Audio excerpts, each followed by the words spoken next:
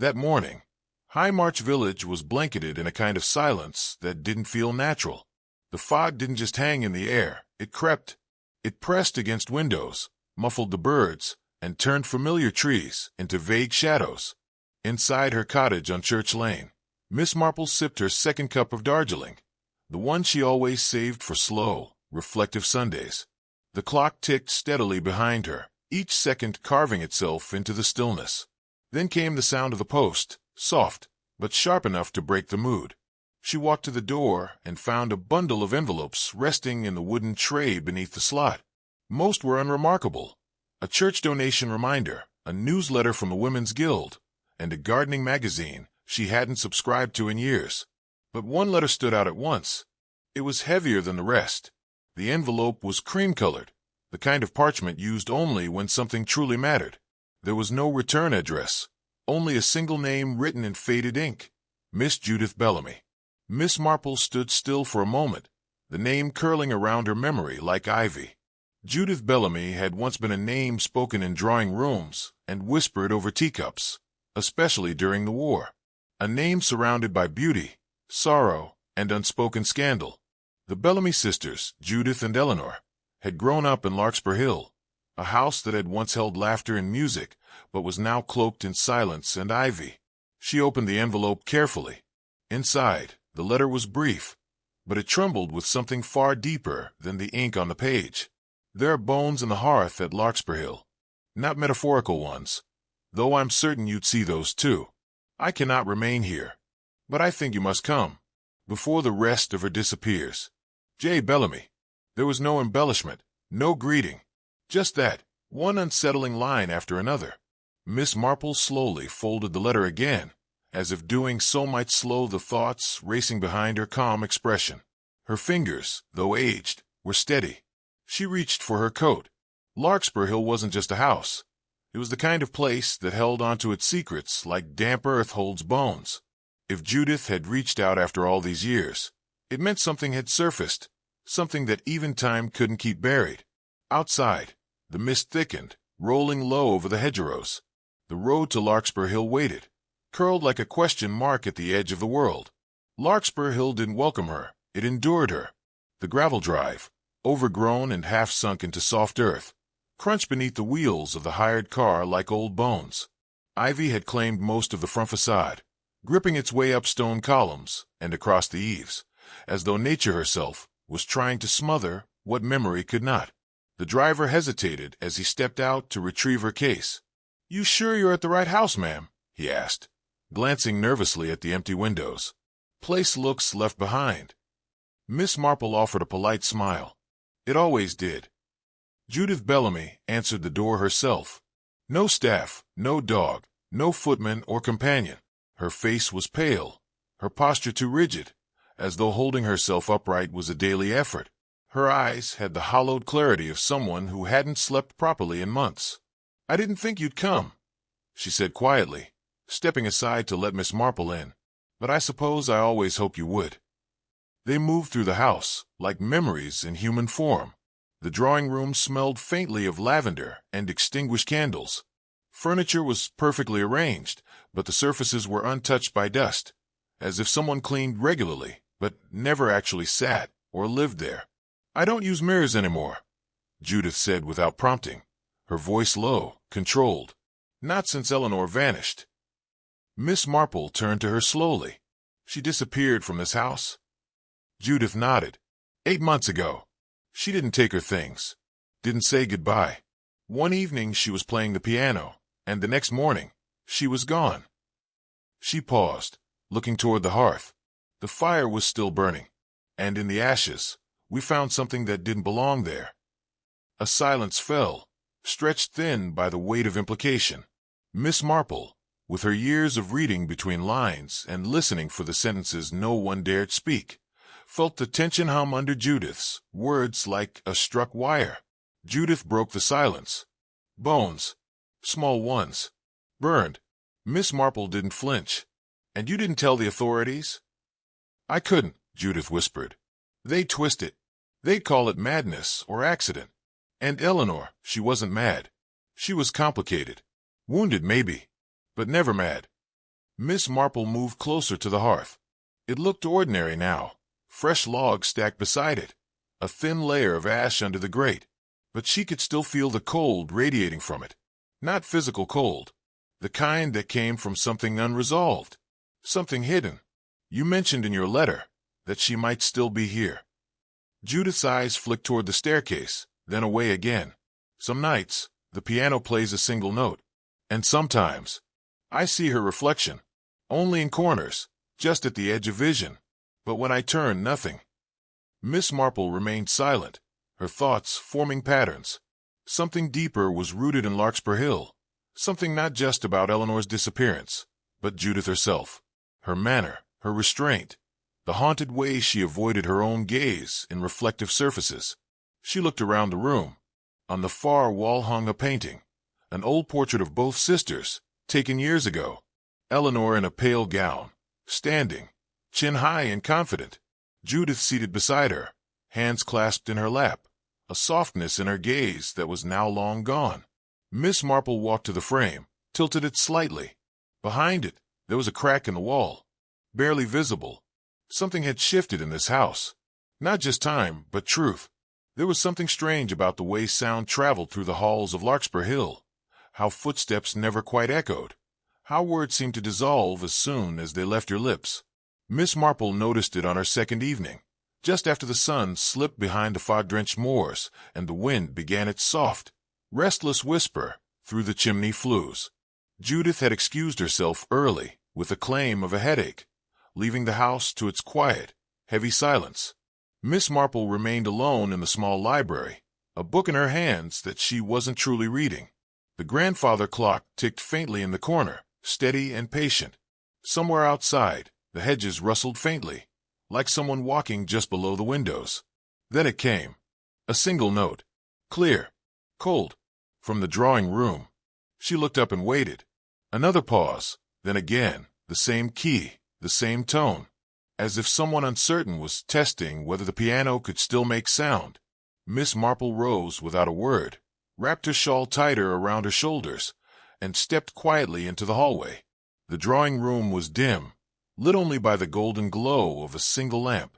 The piano stood quietly near the far wall, elegant and aged, its polished surface dulled with time and grief. She moved closer. No one was there. The lid was down. She placed her hand gently on the top. It was warm. Not warm from nearby heat or sunlight. It was the kind of warmth left behind by presence, by touch. Slowly, she lifted the lid and pressed a single key. Middle C. The exact note she had heard. It rang out softly, then faded. She noticed a thin layer of dust along the piano's edge, undisturbed, except in one spot. A small, oval-shaped space where something had clearly rested. A locket. A music box. Whatever it was, it had been there recently. And it had been taken. The next morning, Miss Marple mentioned it over breakfast. "You once said the piano plays at night," she remarked casually. "Was that something Eleanor often did?" Judith's teacup paused midair. "Only when she couldn't sleep," she answered carefully. "She used to say it helped quiet her thoughts." "Did she have a favorite tune?" Miss Marple asked. Judith hesitated. "No, she never played full pieces. Just little things. A single note, maybe the same three, over and over. It used to drive me mad." There was a pause between them, one of those heavy, uncertain silences that made truth lean in. Judith stood abruptly, as if trying to walk away from something that had crept too close. "There's a side of her no one ever saw," she said. "She kept things. Not objects. People. Secrets." Miss Marple's gaze sharpened. "Did she keep yours?" Judith didn't answer. Instead, she walked to the window, parting the old lace curtain with 2 fingers. "Sometimes," she said quietly, "I think this house remembers better than we do." Miss Marple didn't respond. She was already thinking about the cracked wall behind the portrait, about the strange heat of the piano, about the way a single repeated note could say more than any melody, and about how Judith hadn't flinched at the name Eleanor, but had tensed when the room grew silent, as if silence, not Eleanor, was what haunted her. The morning after the piano incident brought with it a fog, so thick it seemed to seep through the windowsills of Larkspur Hill, turning the light a dull silver and muting the sounds of birds beyond the moor. Miss Marple, wrapped in her cardigan and sipping her usual tea, asked casually about the west wing of the house, a corridor she had not yet been shown. Judith, seated across from her, stiffened only slightly, but enough to notice. "It's in use," she said. "Has been for years. The floorboards are warped. Not safe." That afternoon, Miss Marple explored the house, as she always did, quietly, respectfully, but with the attentiveness of someone listening more to what isn't said than what is. She wandered past faded portraits and cracked wallpaper until she found herself standing before a heavy oak door. The west wing. It wasn't locked, but it might as well have been. The air around it felt heavier. Still, she reached for the knob and pushed. The hinges groaned in protest, and a long breath of musty, stagnant air rolled out. Dust coated the floor like a layer of untouched snow. The corridor stretched long and narrow, lined with closed doors. Miss Marple stepped in, careful not to disturb too much. She noticed how the sound of her footsteps dulled, as if the walls were swallowing them.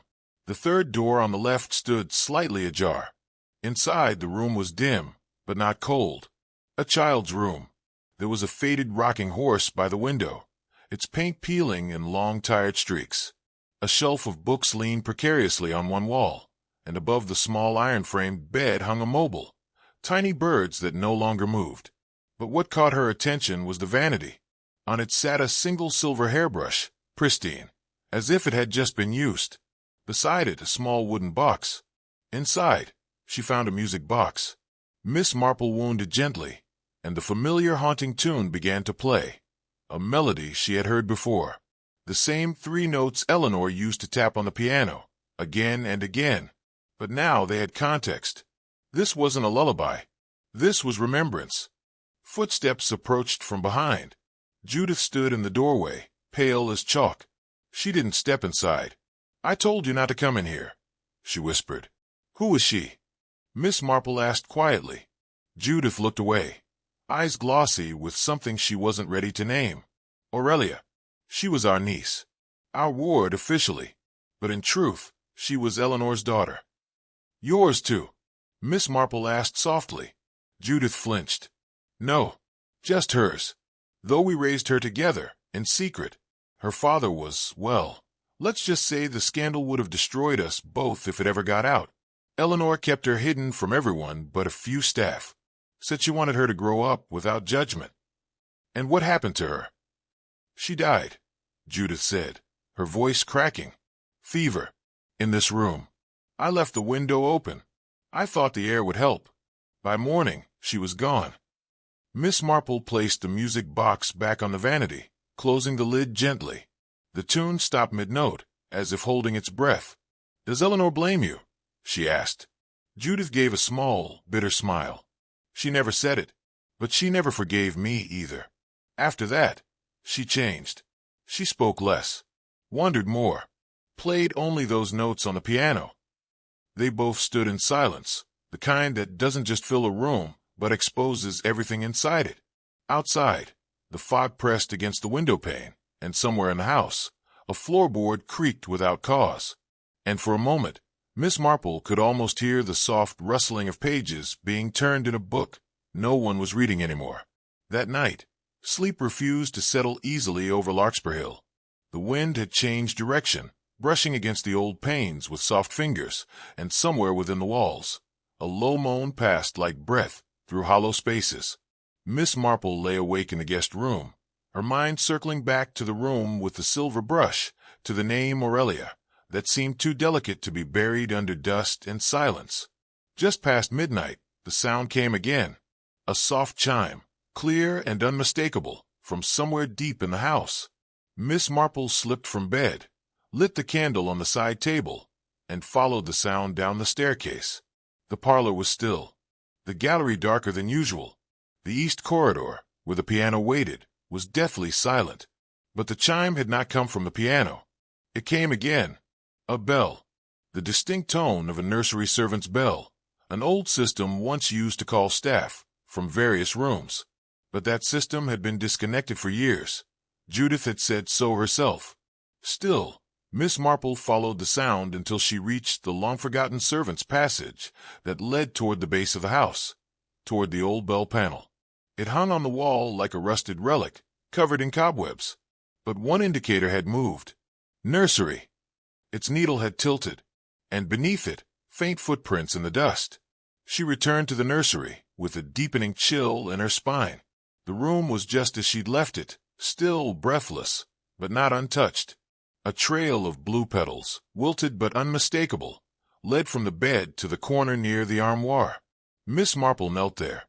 On the wooden floor, almost too faint to see, someone had drawn a child's shape with chalk. Small limbs, a bowed head. Beside it, written in a hand too neat to be a child's, "Forgive me." The next morning, the atmosphere in the house felt different, as if something that had been long held back had finally begun to move. Judith noticed it too. She joined Miss Marple in the drawing room, unusually quiet, the fire barely catching. "I remember the day after," Judith said, her voice strained. "After she died, Eleanor wouldn't let anyone touch the nursery. She sat in there for hours, whispered to her, as if she could still hear. I tried to take the child's dress from the vanity to pack it away, and Eleanor, she slapped my hand, said I'd already taken too much." Miss Marple didn't speak. She let the silence unravel Judith's knots. She changed after that, became sharper, colder, and when Mother died, just months later, it was like Eleanor never came back to us. She'd wander the gardens, speaking to no one. And then one day, she just vanished. No note, no signs, nothing but the fire burning in the hearth, as if she'd stepped into it. "There were bones," Miss Marple said quietly. Judith nodded. "I know what it sounds like, but I didn't kill her. I swear I didn't." "I believe you," Miss Marple said, and she did, because guilt does not always belong to the one who lit the fire. Sometimes it rests with those who watched it burn and said nothing. As the clock struck noon, Miss Marple returned once more to the servants' passage and examined the panel. The needle had reset. The nursery was still again, but the memory of that bell, clear as breath in cold air, lingered, and with it, the knowledge that whatever had awakened in the house was not finished. It was near dusk when the weather turned again. The light outside the windows shifted from muted gray to a gold that felt unnatural, too heavy for the season. Miss Marple stood in the garden, just beyond the neglected rose arch, where the air was thick with something unspoken. Larkspur Hill no longer felt simply haunted. It felt watched, as though the very soil waited for something to be unearthed. She walked slowly toward the orchard, where frost clung stubbornly to the dying grass. And there, half hidden behind the crooked trunk of a pear tree, she noticed the edge of a stone slab. Not a gravestone, not quite. It bore no inscription, just moss, time, and a single, deliberate crack running through its center. Judith came upon her quietly. Her voice barely rose above the wind. "That was Eleanor's place. She used to sit there when we were children. Said she liked how it heard better than people. Was anything ever buried here?" Miss Marple asked gently. Judith's lips pressed together, her eyes darting away. "Only secrets." Back inside, something had shifted in the energy of the house. The east hallway felt colder. The piano room smelled faintly of lavender again, too fresh to be accidental. On a hunch, Miss Marple returned to the hearth in the parlor. There, behind the fire grate, tucked into a crack in the stone, she found a folded piece of cloth wrapped in oilskin. Inside, another locket. This one bore no pictures, only a curl of pale blonde hair and a scrap of faded ribbon. But the locket was identical to the scorched one she had found earlier, which now lay in her case, locked away. That night, Judith finally spoke without prompting. Over weak tea and a fire that crackled too loudly, she said, "There was a man. Before the fever. Before everything. He wasn't from here. He worked for the estate, on the summer repairs. Eleanor. She was never the same after he left. Then came the child. No one knew. Not even Mother. I think she tried to raise her here, in secret, in that West Wing room." Miss Marple listened without interrupting. "I found out much later," Judith continued. "I was 17, and she was too proud to ask for help. The girl died in the spring. Scarlet fever, the doctor said. But Eleanor never forgave me for not knowing sooner, for being too late. She reached into her pocket and withdrew a small handkerchief, folded with impossible care. This was the child's, she whispered. Her name was Aurelia. Outside, the wind grew stronger. The bell in the disused nursery rang once. Then silence. Miss Marple rose, steady but alert, and made her way back to the nursery one final time that night. The door creaked open with resistance, as though the room itself hesitated to remember. But when she entered, everything had changed. The chalk outline on the floor had vanished. In its place stood the music box, wound and playing softly. The lullaby was different now. Slower, wistful, and on the window pane, drawn in condensation, were two words, written from the inside. She knows. Miss Marple reached out, touched the cold glass, and quietly whispered, "Yes, she does." Something in the air released then, not dramatically, but gently, like the slow exhale of a house that had held its breath for too long. The morning after the music box played its ghostly tune, Larkspur Hill felt changed, but not in the way one hopes after truth is spoken aloud. The house didn't lighten, it recoiled. Curtains stayed drawn though the sun was out, and the corridors whispered again.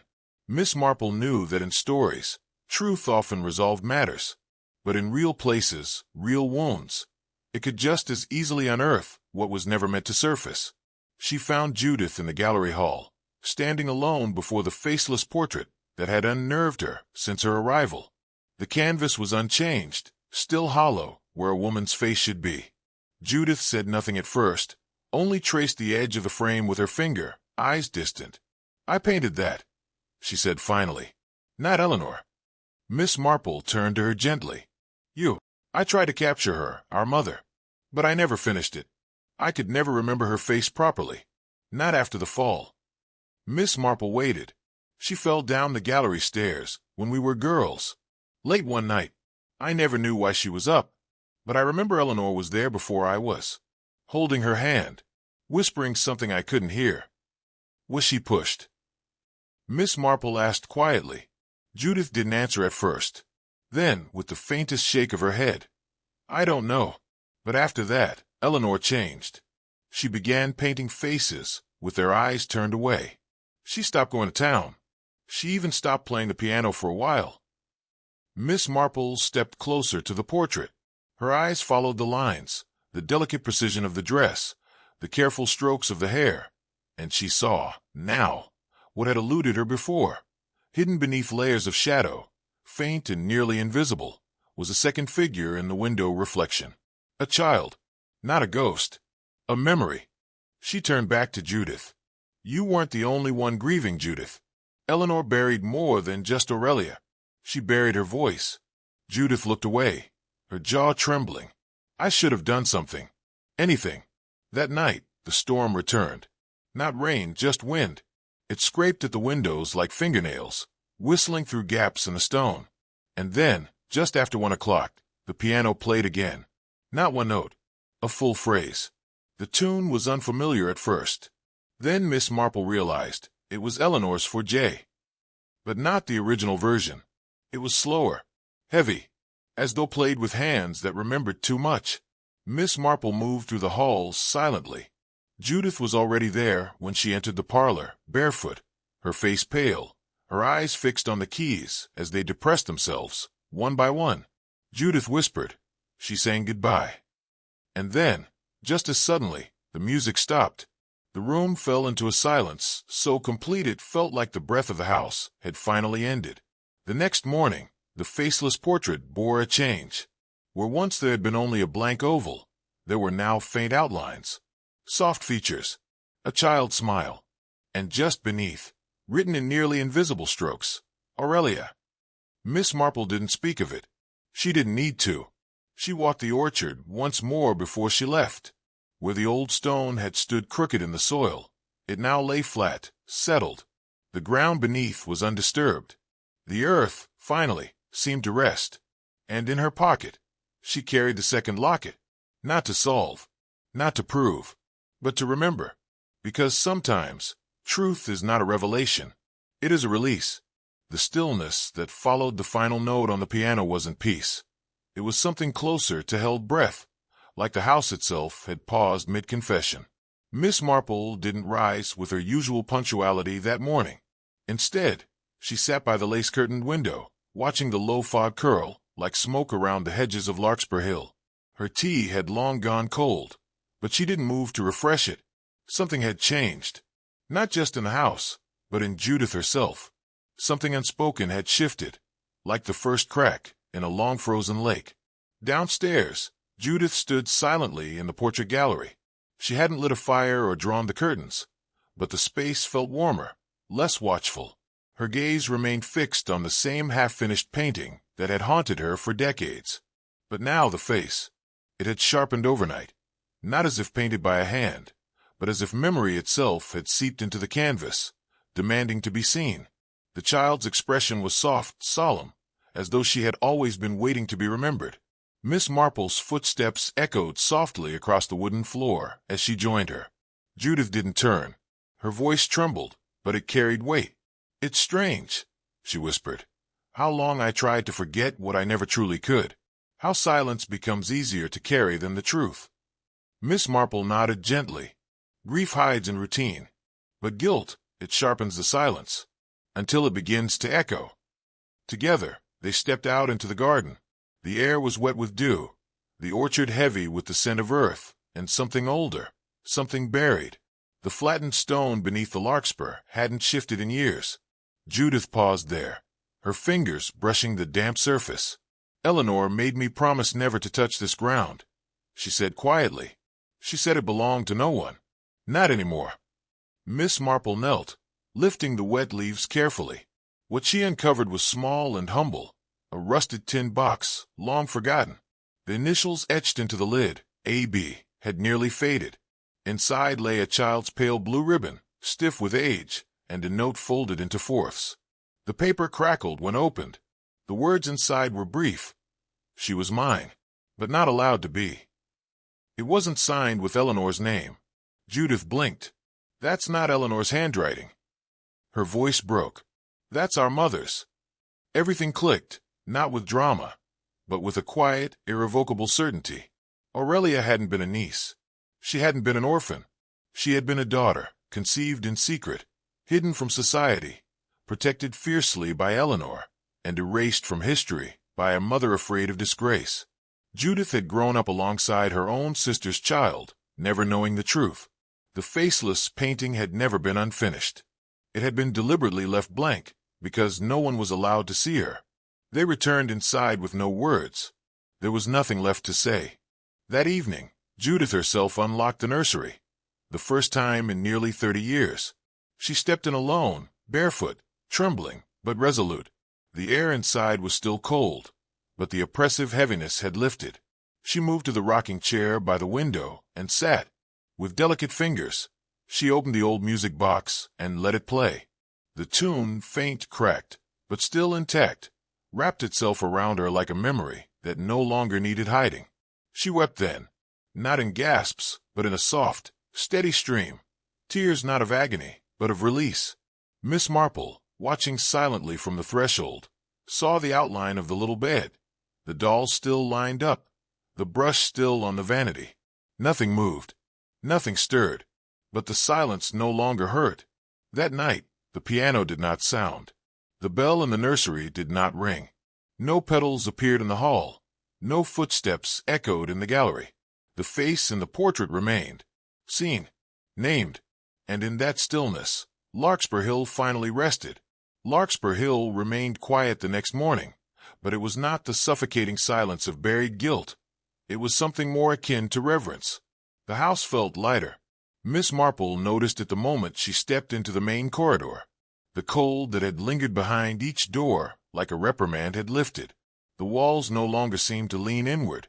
Even the creaking floorboards sounded more like whispers of relief than warnings. Judith was in the study, surrounded by old papers, letters, estate ledgers, records once buried deep in the cellar cabinet no one had dared open. The morning light slanted through the tall windows, falling on her face in fractured gold. She looked older, but unburdened. Her fingers trembled slightly as she unfolded one final parchment, cracked with time, edges charred faintly. It had been hidden in the chimney breast, behind loose mortar Miss Marple had noticed the night before, and on it, written in a desperate, uneven scrawl, Aurelia Bellamy. Not Aurelia Westmore, not Aurelia Thomas. Bellamy. The name never given aloud. A name written only once, hidden, and nearly lost in soot and fire. Judith held it as though it were glass. She wasn't just my sister's child, she said quietly. She was blood. She was ours. But no one wanted her to exist. Miss Marple remained still, allowing Judith's words to hang, unchallenged. She knew this was not a time for deduction. It was a time for reckoning. You were both children, she said softly. And children are not given choices, but they carry consequences like scars. Downstairs, the old maid Mrs. Sims hesitated before entering. She held a small velvet pouch in her hands. Found it in the nursery drawer, she murmured, eyes averted. Inside was a tarnished chain, a silver cross, cracked across the center. On the back, to A.B., forgive us. Judith did not cry this time. She merely closed her eyes and said, It's time we stop asking for forgiveness in silence. That afternoon, the burial site beneath the larkspur was no longer taboo. Judith, with Miss Marple and Mrs. Sims beside her, replaced the weather-worn stone with a new one, simple, unpolished, carved by a local stonemason. The name on it was not loud, not grand, just Aurelia, and beneath it, a line Miss Marple had suggested. She was here, and that is enough. Word of the child's story never reached the press. No inspector was called. There was no official inquiry. And yet, in the village of High March, the mood shifted. The air seemed warmer. The vicar no longer skipped Larkspur Hill on his evening walks. The birds returned to the hedgerows. The children playing near the old orchard stopped saying the house was cursed, because curses lose their grip when names are remembered. That evening, Judith opened the nursery window for the first time in decades. The air that drifted in was cold, but it smelled of earth and honesty. No bells rang. No music box played. And when Miss Marple stood once more before the once faceless portrait, the girl's eyes seemed to meet hers, not haunted, not mourning, but content. Aurelia Bellamy had been hidden, erased, forgotten. But now, at last, she had been seen. Dawn crept across the garden at Larkspur Hill like a whisper, brushing dew against the larkspur blossoms that had bloomed overnight as if summoned by something older than seasons. The rain had fallen gently through the night, not in grief or fury, but in something closer to forgiveness. Inside, the once dreadful silence had shifted, no longer a thing that pressed against the walls, but something that exhaled, like the house itself had taken a breath for the first time in decades. Miss Marple rose earlier than usual, stirred by a sensation that something in the house had turned, not ended, but settled. She moved slowly through the familiar hallways, her bag already packed, her gloves folded neatly beside it. Her footsteps echoed less than before, as though the very floorboards had stopped straining to keep secrets. At the bottom of the grand staircase stood Judith Bellamy, wrapped in a shawl too light for the weather, her gaze turned upward toward the east window, where the pale light poured in. There was something different in Judith's face, no longer pinched by sorrow or guarded by silence. She looked like someone who had remembered how to breathe again after holding it in too long. "I dreamt of her again last night," she said softly without turning. Only this time, she wasn't crying. She was sitting in the garden, smiling, as if waiting for me to catch up. Miss Marple approached quietly and rested a hand on Judith's arm. They moved together toward the nursery one final time, and as the old door creaked open, the room greeted them not with cold, but with warmth. A soft breeze from the window stirred the lace curtain, and the faint scent of larkspur drifted in, not imagined, but real. The music box remained closed atop the vanity, its silence no longer hollow. The cradle sat still, the rocking horse unmoved. It was not a room haunted now, but one remembered. And there, on the bedside table, where once no living hand had dared to place a thing, bloomed a single fresh larkspur. Its violet petals opened wide, its stem damp from morning dew, though the window had been shut all night. Judith stepped forward and picked it up carefully, as if it might vanish at the wrong touch. "It wasn't a ghost," she said quietly. "It was a memory, one we buried without saying her name." "She forgives you," Miss Marple said gently, and she was never angry. She only waited to be seen. They stood there in silence, not to mourn, but to honor. The air in the room felt lighter. The heavy hush that had wrapped itself around Larkspur Hill since Eleanor's disappearance had lifted, as if the walls had exhaled a burden they could no longer bear. A child's voice did not cry out. A ghost did not rise, because there was no ghost left. Just the gentle presence of a name returned to its rightful place in memory. Before departing, Miss Marple visited the garden one last time.